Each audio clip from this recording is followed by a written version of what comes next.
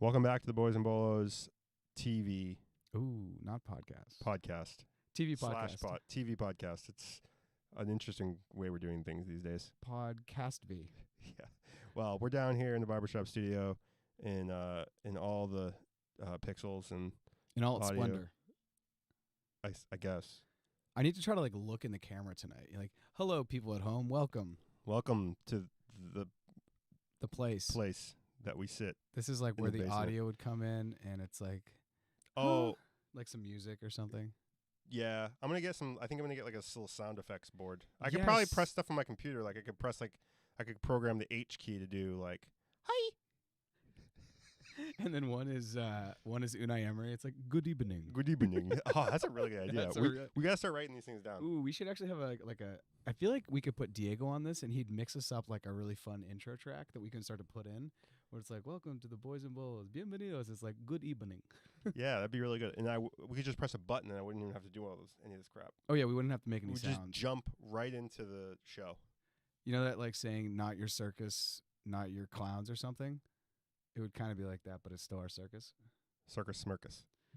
Podcast fee. So anyways, if you're listening to this on Spotify or on Apple, we didn't put up last week's episode because the audio was not the best. We are still experimenting. And if you're listening to this on podcast, through YouTube, not through YouTube, through Apple, through Spotify, through Amazon, through Google, go ahead and check us out on YouTube because you can see our lovely faces. And now I'm looking into the screen and I'm telling you, I'm talking to you prophetically. We're going to try to do as much video as we can. So that's the new direction of Boys and Bolos podcast, kind of more like Boys and Bolos TV, but just Boys and Bolos. So this is week 22. Today there was an awesome game. How much? I think you said you watched half of that. You were doing daddy duty or something? No, I was riding my bike trainer. I was doing some exercising, and I watched probably the first 25 minutes of the game. Then I took a little break. Halftime happened. Then I came back, got on my trainer, and I kind of got caught. Caught in the rain? Caught what? The last 30 minutes, I'd say. So a solid 55 you minutes. Right, okay, so you Yeah. caught the game. What did you think? I think we should start there because I think looking at this week, the Arsenal United game was probably the best. I think it probably the most eyes. And it also had center stage because it was the last game on Sunday, which always seems to get the most eyeballs. What did I think? I think Arsenal outplayed United for the most part. I think they had more attacking chances. They were progressing the ball further into their attack, the last third, more than United was doing. But I didn't think United necessarily got quote unquote dominated or anything like that. I thought Rashford's goal was kind of a worldie, not a worldie, but it was just a really well placed strike. Ramsdale had no chance at that. And then the Martinez goal, the header from United, was a kind of a scrappier. It was one of my favorite goals I've seen in a long time because it was so ridiculous. It was so scrappy. He had to jump as high as his little body could take him, and then do this fish flop. And he was like, ugh! And he also had this Civil War headband on him. Some kind of war wound he got. Yeah, he apparently he got sniped by a sniper. It's crazy. Enemy at the gate style. And then somehow he flipped it over who's it, Gabriel or Saliba? Either one. They're both 6'5", and it just buried in the net. It was awesome. But I do have to say, Nicotia. Yeah. Did he have 2 goals today? Yeah, I believe so. Okay, so the first goal I think was legit. I think he just scored. I don't want to break it down or anything, but the second goal was he'll never score a goal like that again. He flicked it. It was a weird flick, and it was it was. Go back and watch it. It was he flicked it. He did a little side thing with his foot, and it happened to hit off of it, and it went through. It went through the De Gea's hands. It was the weirdest. It was honestly a very bizarre goal. I think it caught De Gea off guard. I think that'll never happen. He'll never score a goal like that again. So I thought that was a bit fortunate. I don't think that they didn't deserve to have the goal, but that was that. You're not going to see that again. Let's be real. It went through a lot of traffic. Yeah. And that was the winning goal too. So yeah, that was the go-ahead goal. Saka's goal was a worldie. That was an awesome strike. This was obviously my favorite game to watch this weekend. It's also one of the only games I was able to catch. I saw the Chelsea game half awake because I was on the West Coast, and that was a kickoff at 4:30, and I just happened to be up. towards the end of that, I think. And so this is one of the only games I caught. Some of the other score lines, I think everything's pretty predictable. I think the thing that I wanted to call from this game was that Trussard is now on the bench, and I still have him on my fantasy on Brighton, so I have to actually check if that switches over. So when we get to fantasy, we'll look. But I don't know. I think that this game was like a line in the sand because I thought that Arsenal showed some like real resilience. I think I used that word in the chat. And I don't know. I don't see them as like a uber resilient team, but like today I'm like, okay, I see how they could be champions. Today I saw it. And I know we're halfway through the season. I still think City will catch up to them. Erling Haaland is a bot, right? And He's like, just a meme. He's not even real. He's just not a real. robot. He's not just real. a goal-scoring robot. And I think everybody in the league is just like, just let him score. Yeah. Just let him do his thing. And the thing is he scored a bunch of goals, and we could actually look at when he scored his goals, but he's been kind of quiet until today. Yeah, He'd been kind of quiet. If yeah. you were and once again, I'll bring up fantasy, but if you had captained him as every 15 out of the top 16 have him as captain, and no one will change it because of the fear of if he does what he does today, you just don't want to be on the other end because then everyone around you is going to jump. But I was very convinced today. I really like what Arsenal did, and I brought a question, and I hope I think this question literally could dominate the pod. We can look obviously at what's coming up next week when we get to that, but I think we have 15 minutes of talk here. If Diego's watching, please hop in the chat. Who is the best coach in the Premier League? This is my way of simply, without just saying, is Mikel Arteta a good coach or not, which is kind of like binary. Who is the best coach? And actually, who are your top 3 coaches right now in the Premier League and why? I think Eddie Howe deserves a shout this season. He's taken a team that's like very mediocre to above average to being like defensive stalwarts. Like they're not scoring a lot of goals. They have 9 draws. But what he's done there is he's put them in a position for European spots. Now that will they hang on to 4th? Maybe not. Maybe those draws catch up to them. Like they keep drawing teams and then they don't have enough points for 4th. But they'll definitely be in European spot, and I think that's kind of the projection of that team. And I think he's taken a team that on paper isn't like the flashiest team. I think, Almiron's been good. I think, their defense with Schär and I don't remember who the other guys are on that defense, but their center backs are good. I just think that they, what he's done there is good. So Eddie Howe is number 1. I don't know if he's number 1. I'm not ranking them. I'm okay, just shout outs. Just 2 more shout outs. I think Eddie Howe, I think even what Erik ten Hag's done, I don't think he's like necessarily a great coach, but he's taken a really tough situation at United and he's like turned that whole team around. He got rid of Ronaldo. He found a way to push Ronaldo to his breaking point and called his bluff, made him do a crazy thing and got him out of there, which is like that's pretty amazing. And he brought in Casemiro. He brought in Eriksen. He's now brought in Weghorst. I'm not sure, which we don't know if will work out. But Casemiro and Eriksen have been great. You saw what happened in the team today without Casemiro in the squad. That midfield just wasn't the same, right? And Fernandes plays a lot better with Casemiro in there. He's asked to do a lot less in terms of defending, in terms of like transition, and he can do more of what he's better at, which is attacking. So that's my second. I think Erik ten Hag, and you got to shout out Arteta because they're top of the league, right? So those are the 3. I think there are coaches like Conte, who last season you'd have been like, what he did with Tottenham, taking them from like 7th or 8th to 4th, was a modern miracle. And then this season, he can't get them to play together as a cohesive unit with essentially the same squad. Well, there's extra guys, but I don't know if it's injuries or they are tired or they just don't want to play for Conte. But that's a guy that I might have included in that top 3, but not anymore. I mean, I think everybody's tired of it. Tired of the 3-5, 3-4. What is it? Where do they play? 3-5, 3-5-2, or 3-4-3 or whatever it is. 3-6. What would be your top 3? Well, I want to start with Arteta. I think he has clearly. I just think he needs more than a shout out. I mean, he's taken a team that I'd have to look at like the changes they've made, but this team on paper, I still don't believe is the best team in the Premier League. No. but they're gelling. He's got them believing, which is really important. I want to point one thing out. The guy, everybody thinks that Arteta has turned wine from water, whatever saying you want to say. He's basically turned something out of nothing. But he's had 400 million pounds to spend in the past couple seasons, and the only thing that's consistent is that there was no alternative who wanted to take an 8th, 9th place not a dumpster fire, but 8th, 9th place team. They knew that there wasn't going to be another guy. Arteta was, they stuck with his project. And I think now it's paying off.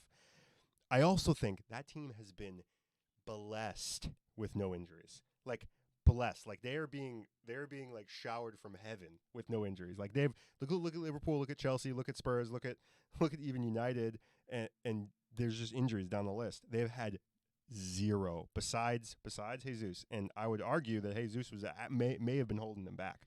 I was actually going to bring that up later in the show, but I was going to say that like I'm watching them play and I'm like, Nketiah's balling, and like he scored 2 goals against Chelsea last year or the year before, and I was always just kind of like, who the fuck is this guy? Like obviously it was after Nketiah hadn't scored a goal in the Prem for an entire year, and then just decided to score 2 against Chelsea, and I was so like, this is against the run of form, and this is so what the hell. Like we don't have a word like Spursy, but it felt Spursy-esque that this guy would pop out of nowhere and give us a game. They've obviously been super blessed with injuries, but I wonder if it's like the returning to the mean, because they've had seasons with a lot of injuries. If this is the season that they kind of go through, and then we get to see what happens. I think if they can get through March, top of the table, they're my favorites to win. Sure. March is always the month where you just kind of see what happens. And because City are going to be pushing really hard on the Champions League front, they're going to be in, two fronts, or two, whatever you say in war, like two. But they have 2 squads. But they have like 9 squads. So that needs to be said. City to me, 100% favorites. I don't care what they did at Spurs and what they did. Who would they play a couple days yesterday? 3-0. And today, not 3-0. It was just like silly. Like they just score for fun. I mean, they're going to play each other this weekend, or next weekend or whatever. But they're going to play each other soon, so we'll see. It's February. I was talking to Diego. It's February 15th, and I really do think on those games that City has to take full 6 points to absolutely put their foot down and say we are the better team. You need to chase us instead of us chasing you. We'll see, because right now Arsenal have 50 points, City have 45, so they're 5 points ahead, and Arsenal have a game in hand. Arsenal are playing it well right now. But that game in hand is against City, isn't it? It might be. It might be. I mean, either way, there's still the game in hand's against City. There's still 2 games. Like you normally play both teams in the front and then both teams in the back end, and it's divided by like the Christmas break more or less and New Year's. These 2 teams still have to play each other February 15th, and I think then towards April. So like really getting towards the end or early May. There's still a lot to play for, but I want to call it Arteta. I think what he's done is really great. And there was that Jose Mourinho clip that was like totally floating around, because Jose is actually like on some level prophetic. He says things and people giggle at him, and then they kind of come true. Very much like the Kanye of soccer. And he said, if Arsenal can give Arteta a chance, give him the squad, he's going to do something. You just have to give him time. And he said this in 2018. And I think at that time, everyone's like, okay, whatever. City's dominating. Liverpool's flying. City's dominating the league. Liverpool's winning, almost winning the Champions League, then does win the Champions League in 19. Whatever. He got the time as a coach to build his culture, find his form. So obviously Arteta, you've already called out Eddie Howe, and you called out Mr. Ten Hag. So I wanted to call it, and the thing is, like, I wasn't actually even sure of bro's name, but Roberto De Zerbi. The guy from Brighton? Yeah. Yeah. Because he came over, like he took over at a time where Graham Potter just left, and at that time everyone was like, oh, Graham Potter's so good, he's going to go to Chelsea, he's going to be so great, and then he's probably going to coach England. Now I don't even know if Graham Potter at the end of the season is going to be like at Wrexham. And so he's come over. They lost Cucurella. They just got picked off Trossard. They're getting players picked off all the time. He lost McAllister for a game after the World Cup, or 2 games after the World Cup. But Brighton are doing really well. And Brighton beat the shit out of Chelsea 4-1 or 4-0. And I don't even want to. They drew this weekend, and they played Leicester kind of how I expect Brighton to play last season or the season before. Not a team looking to challenge for Europe. They need to go in and stamp their foot on on Leicester's neck. That's what they needed to do yesterday, and they didn't. Especially in Leicester's current form. So. Yeah, in Leicester's current form, they needed to make a statement, and they could have been tied on points with Spurs and been ahead of them because of goal differential, but instead they drew, and they're in the same, So it was a chance for them, and I don't think they rose to the occasion. And I was saying to you and Diego that game, I was like hoping and praying that Vardy would like catch some form, score a goal. I think he had a goal rule offsides, but just not missing Vardy. Missing that Leicester team, missing the shithousery because it's not as fun. Some of these like the Brightons and the Artetas, they're just not fun to watch. Like they're not fun to watch like Leicester is fun to watch. From a shithousery level. Okay, because they do play nice. They play okay. Yeah, they have some nice patterns. They do the same thing pretty much all the time. They do one of two things. They get the ball out to Saka and they try to roast you and then go to the touchline and pass it in, or Odegaard hits a fucking banger from like 20 yards out. I mean, and that's fine. Like that's cool, but like I know what they're gonna do. They're just better at it than everybody else, right? Yeah, I mean that's a sign of true domination. If I'm gonna tell you what I'm gonna do and then I continue to do it and you can't stop it. Yeah, I mean, I was watching the Spurs game and you just knew that Saka was gonna roast in that side every time. You said that before the game. You're like, Saka's gonna have a field day with these two jamokes. Yeah. So, anyways, I wanted to call him out because I think that I don't even know the guy's name. Right, most of the coaches I can just list up to Is he like an interim coach or? I think he's an interim coach. Oh. I mean, obviously, I think he's going to be signed long term. I think that they'll. Do you think they'll get 7th? Do you think they go 6th or 7th? I don't know. I'm just looking at it. Like, I do think Chelsea and Liverpool are going to fight. Yeah. But the thing is, like, I, as a Chelsea fan, don't even care about Europa Conference League. Just don't even give that to us. We'll finish 8th. We'll finish 9th. It's fine because that's just a distraction. But let us get back in, focus on the FA Cup, focus on the league, focus on qualifying again, and I just think that there's so many points left to take, and there's so few points between 4th and 5th, and then like 8th. Like there's the difference is like 3 or 4 points. Yeah, it's like everybody's like making a big. This is my big gripe with like all like from week 1, the focus is where's everybody on the table? Relegation zone, top of the league. But like there's so many games. Some teams have 2 games in hand. Some teams only have 1 game in hand. Some games are. I mean, we are to blame. No, we're caught up in it, right? But like. We were calling for United to be sent to the MLS. The other funny thing is that like last year, the season was decided on the last game. So let's not like get ahead of ourselves, right? And it took a city miracle basically for them to win the league. I'm not gonna like roll out the freaking duck boats for Arsenal yet, right? That's a Boston reference. That's a Boston reference. If you're not from Boston, I hope that wasn't a trigger. Well, it's all right. Yeah, no, I mean, don't cue the duck boats for anybody yet, but. Do Brighton finish in a European spot? As of right now, you got to say yeah because they're in 6th and they're playing well. But like you said, they're in 6th on 31 points. Chelsea are in 10th on 29. And yeah, they have a game in hand, but like there's still a lot to play. So those are my those are my first 2. So I have to shout out Arteta and then De Zerbi. I didn't even know the guy's name. That's obscure. I feel like he has been, but yet he's still playing with the big boys. And then my last one is this is gonna be a weird one, and then I want to talk about the not coaches of the year if you want to get into that. Yeah, I'll get into whatever you want. Yeah, it's fine. But my last one is Klopp, and I say that because I feel like he has done a phenomenal job dealing with the press, dealing with Liverpool's ownership, the board, and the fans during this really tough season where obviously they're not where they want to be. They want to be at the top. Battling against City for the league. They're in 9th, but as we're saying, the points are what they are. Like they're probably going to finish 5th or 6th if we're being honest. And I've just thought that he's done a masterclass throughout the entire season because the British press is brutal. European soccer press is brutal. Every single game as we're talking about is like life or death, like, oh my God, my team sucks. And then the next week it's like, we're going to win the league, and I thought he's done a good job kind of being very an optimistic realist about their situation.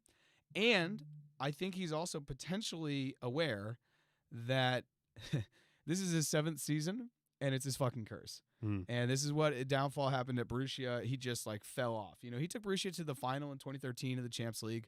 Believe he won a Bundesliga title with them. John Sharma will fact check me on that. he did some things. Similarly, he won the title with Liverpool. He's taken them. They won the Champions League. Sure. But obviously the injuries, I think, have put him in a really tough spot because if they have their 6 top players, it's just like filthy. Like they probably have the best attacking players in Europe, at least on paper when they're all healthy.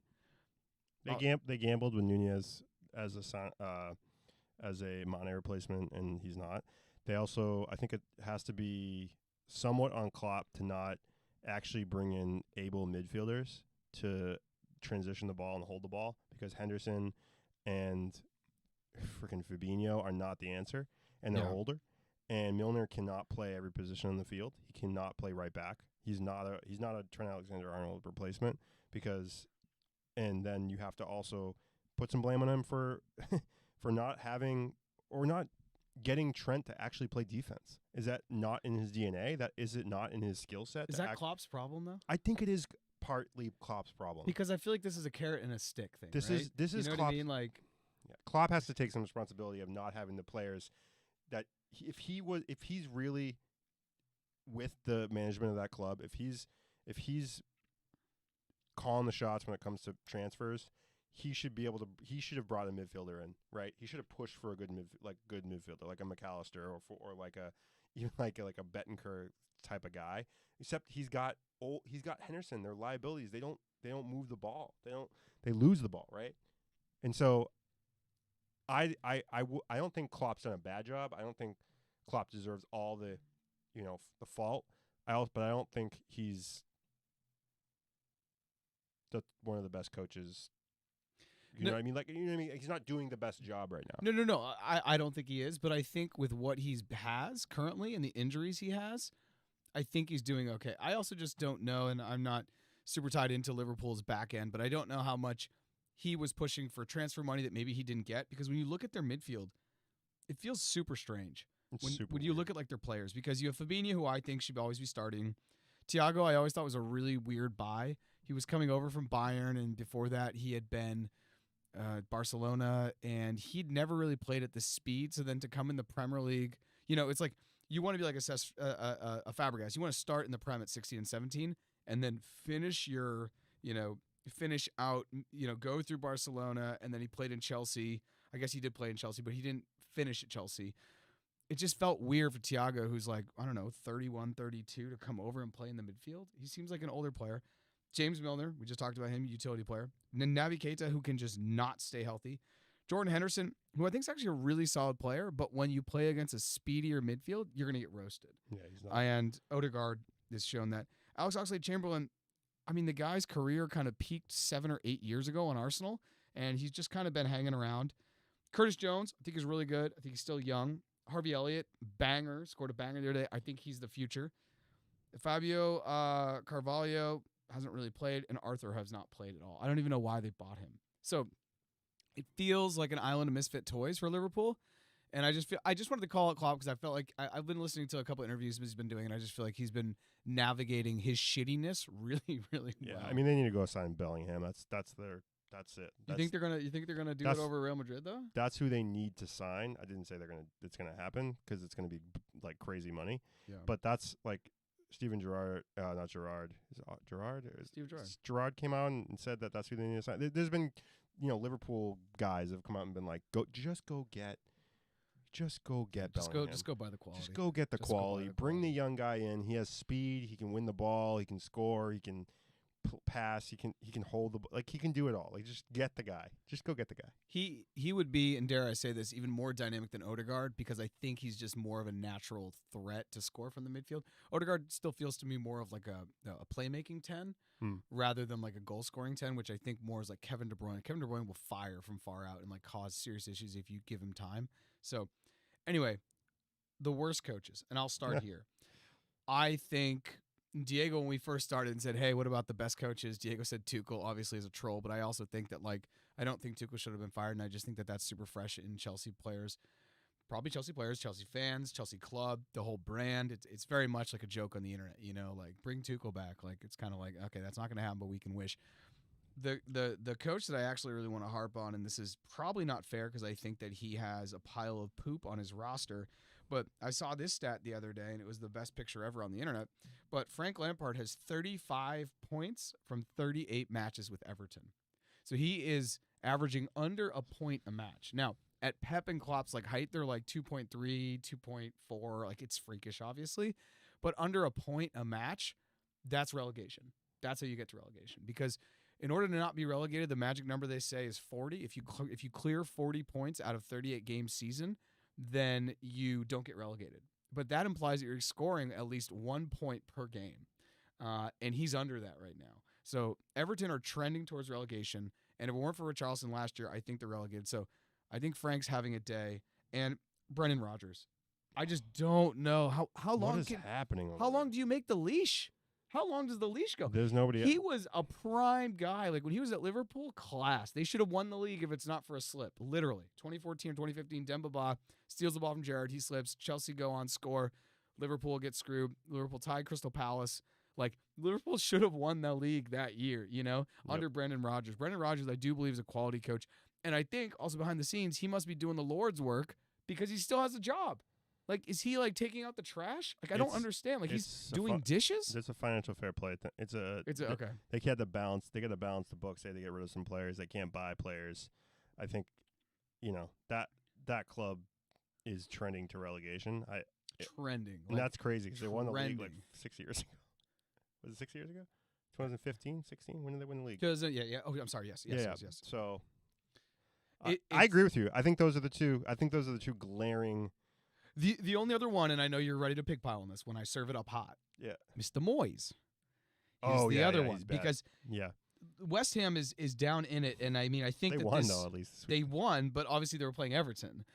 Yeah. So they won 2-0, but that game was the game where I'm like, whoever loses this game, like ideally a tie, so they both get a point, they both just scrap on.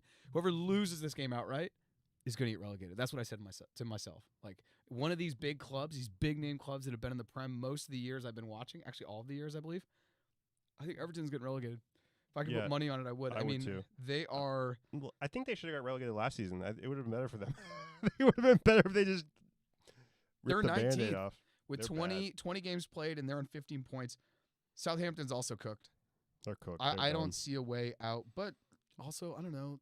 The Prem's weird. So what? James Ward-Prowse going to bang in like 3 goals a game? Like, what? He can't carry that team on his back. Like, they're bad. They're not good. Who else? Any other coaches? I mean, I think that those are the glaring. No, I agree. I mean, West Ham last year, they were in a European league. They're in a European spot. And then the season before that, I think about the same boat. Like, they were annoying to play against. They were good. You never it was just annoying because they shouldn't have been good. Like, it was one of those things. I think they were like they should have been a mid-table team, but they were like a 8th, 7th, or 8th. So like they were overachieving. They were overachieving.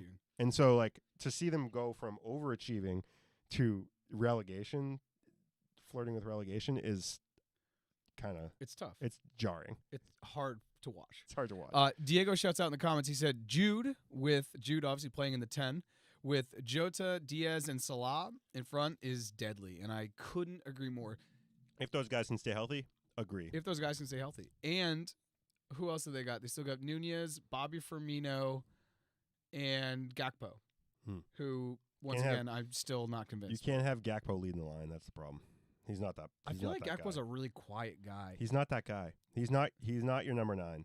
He's not your 9. Okay, before we go on to maybe looking at this week's games, your thoughts on the Weghorst transfer and like how he played? Because I thought he played well today. And I'm not sure how much you were able to catch, but I thought he was actually what they needed. I thought he stretched the line. I thought he connected passes. I thought it looked like he had played with United much longer than like he would just dropped in like a couple days ago. Sure. So I was actually fairly impressed with him. I don't think he's a bad player. I just don't think he's like a dynamic playmaker.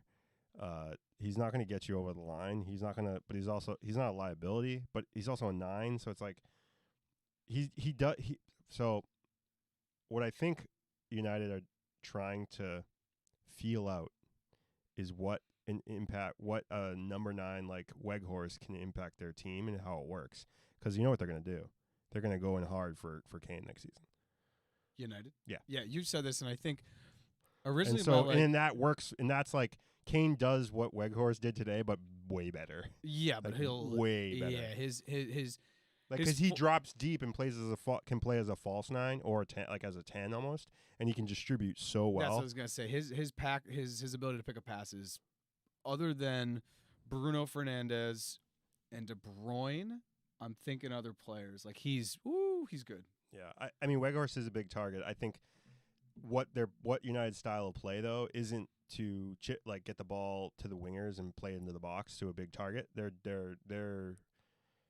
game is to get it to Rashford or Fernandes and beat you and play inside and force you to make an error in the box or bang one in. Right? They're not scoring a lot of headed goals on that team. I mean, Martinez's goal I don't aside. know, dude. You saw an Ewok score today. That was something. So.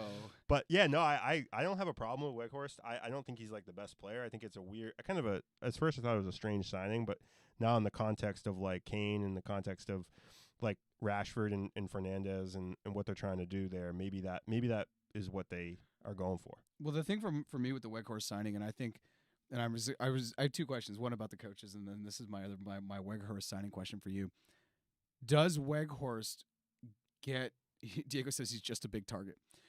Does he get bought if he doesn't score 2 goals against Argentina? Oh, I never heard of the guy. Oh, I had heard of him. You had? He was on Burnley. Yeah, no, I'd heard of him. Okay, but do you think he gets bought by United if he doesn't score those 2 goals in front of the world? No. Okay. But I also don't have an alternative to him, so I don't know who else they would have bought because I knew they wanted to sign somebody to replace Ronaldo's roster spot, and they were looking for a center forward, right? And so what other center forwards out there? A big guy who can kind of do what Kane does, or maybe add another dynamic to your team that they didn't have before. Yeah, I don't know. I just want to throw it out because I had really never heard of him. I had seen maybe his Werder Bremen highlights because he had the exact same goal that he scored against Argentina, but I just wasn't following him, and obviously. Not saying I know every player on the planet, but I'd like to think I have an idea of the top players, at least in the forward position. But yeah, he's a loaning guy. He'll be there for us. Whoa, Mike check. Whoa, the mic, too. the mic just fell down. I think will he be around next season? No, he's gonna go back to Burnley because Burnley are gonna get promoted and they're gonna need a striker. Done. That's it. Okay, I love this. Can we fix? We're gonna fix this. We're gonna fix this. We're gonna fix this. How are we gonna fix this? We're gonna do this. I'm gonna hold it. You're gonna hold the mic. No, I'm gonna fix this whole business over here. I don't think your hands are strong enough for it to. Let's do this. Okay, this is behind the scenes shit. This is behind the scenes content. That's fine. I mean, you can just stay low. Yeah.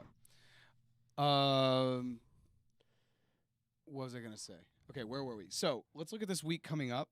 And once again, we used to obviously go through every single game and opine and just, oh my God, what's going to happen? Chelsea Fulham play Friday. I don't even know. Fulham beat us last time. I think in a tie, which helps no one. Wait, Chelsea play Fulham again? On Friday, yeah. What? Because it's at home, though. Yeah, right? Because when we just played them recently, it was like a makeup for the Queen or some other Spurs bullshit play that Fulham tomorrow. Yeah, I know. You guys play Fulham on week 21 tomorrow. Everton, Arsenal. Arsenal will beat the shit out of them. Sorry, Franklin. Aston Villa, Leicester. This is kind of like a mid-table game. I'm not really I'd love to see Arsenal actually rotate because I'd love to see what that looks like. Like them actually putting because they don't really need to put their best lineup out there. I mean, they can. I don't think they will. But I want to see what that is. You know what I mean? Like I want to. They're maybe their A/B team. A-B. I was literally gonna say their A/B. Okay. Their A/B team, because is their A/B that will be real telling if they even have if they're some of the if you swap out 2 or 3 guys are they capable of beating? You know what I mean? Okay. I think it'll be fine. I think it'll be fine. I think it'll be fine. But I'm interested. This speaks both about their quality as their A/B team and also that Everton are absolute poop. So. I don't really want to talk. If it's cool, I don't know. I'm okay. The behind the scenes is I'm super jet lagged. I only slept about 3 hours last night. I had this crazy layover in Denver. Was sitting on a plane for 3.5 hours and then had a 4-hour flight. It was horrible. Anyway, so if we could, I just want to focus on the Tottenham Man City game from week 22. Why? Why are they playing them again so quickly? I mean, I feel the same about It Fulham, hurts but I guess it's so different. badly. Do you have a chance? No. Why It's not? brutal because we played their AB team and still got smoked off the second half. The first half. It was, I mean, the Spurs probably didn't deserve to be up 2-0, but they deserved to be tied 0-0. And the second half, they just absolutely crapped their pants. But you're going to be at home. Doesn't matter. Doesn't Awesome. matter. They got beat by Arsenal at home. They have no fucking spine anymore. They're tired of playing under Conte. I mean, we'll have, we maybe score a goal, but it's not going to be a bloodbath, but it'll be like 3-1. Yeah.